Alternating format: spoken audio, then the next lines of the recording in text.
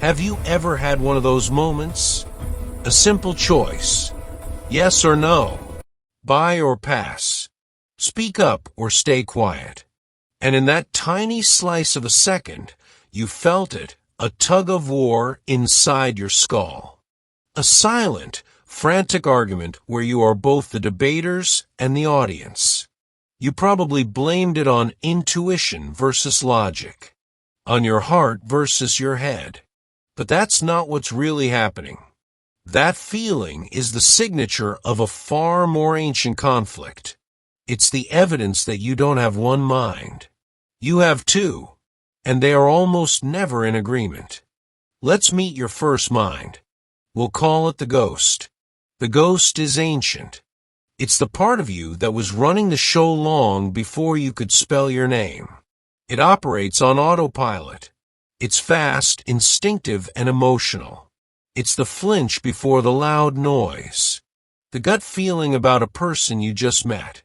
The effortless, flowing action of driving a familiar route while lost in thought. The ghost's primary job is simple: keep you safe, conserve energy, and make snap judgments. It sees patterns where there might be none. It whispers stories based on scraps of evidence. It is the source of your deepest fears, your quickest attractions, and every single one of your cognitive biases. The ghost doesn't think. It reacts. Now meet your second mind. The pilot. The pilot is the newcomer. It's the conscious, analytical you. The voice you hear in your head when you're reading this.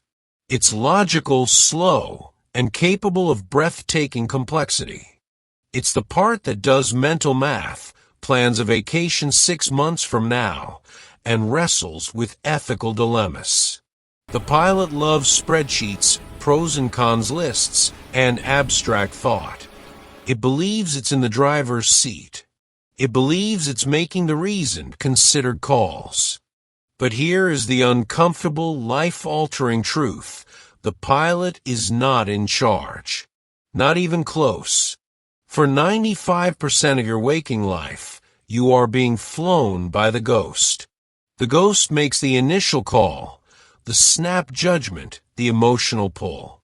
And then, in a brilliant act of psychological theater, it presents its conclusion to the pilot. The pilot, believing itself to be the commander, then gets to work. But it's not making the decision. It's performing a post-game analysis. It's building a rational, sophisticated-sounding case for a choice that was already made in the shadows. This is why you can brilliantly, logically justify eating the dessert you decided against. It's why you can construct a flawless argument for a purchase your gut desired the moment you saw it. Your pilot is a masterful lawyer, hired after the fact to defend the ghost's verdict. We see this everywhere. You walk into a car dealership. The ghost sees the sleek red paint, smells the new interior, feels the power of the engine. I want this. This feels like success. This feels like me. The deal is sealed in that moment. The next hour of the pilot discussing fuel economy, resale value, and financing terms? That's just the legal department drafting the contract for a merger that's already been approved. So, if the ghost is this powerful and often this irrational, are we just passengers in our own lives? Is every decision an illusion? No. But you must stop trying to fight the ghost. You cannot out-reason a hurricane. What you can do is learn its language. You can change the environment in which it operates. This is the single most powerful skill for decision-making you will ever learn. You don't convince the pilot to override the ghost. You convince the ghost to hire a different lawyer. Here's how. First, recognize the ghost's trigger. That sudden feeling of certainty, that rush of attraction or repulsion, that immediate yes or no. That's the ghost speaking. When you feel it, pause. Literally. Create a mandatory buffer between the ghost's decree and any action. Say to yourself, my ghost is voting. I acknowledge it. The pilot will now review. Second, speak the ghost's language. It doesn't understand spreadsheets. It understands stories, feelings, and identity. So if your ghost is terrified of public speaking, forcing the pilot to list logical benefits is useless. Instead, ask a question the ghost cares about. What story will I tell myself tomorrow if I hide from this? Or, what kind of person faces a small fear to share an important idea? You're not arguing with data. You're offering the ghost a better story to believe. Finally, design for the ghost in advance. You know your ghost is weak for late-night snacks. The pilot's willpower will be asleep. So, don't rely on the pilot at midnight. Let the pilot, in the clear light of day, design the environment.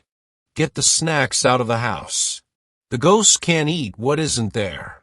Make the good decision the only possible decision for your future, tired, ghost-driven self.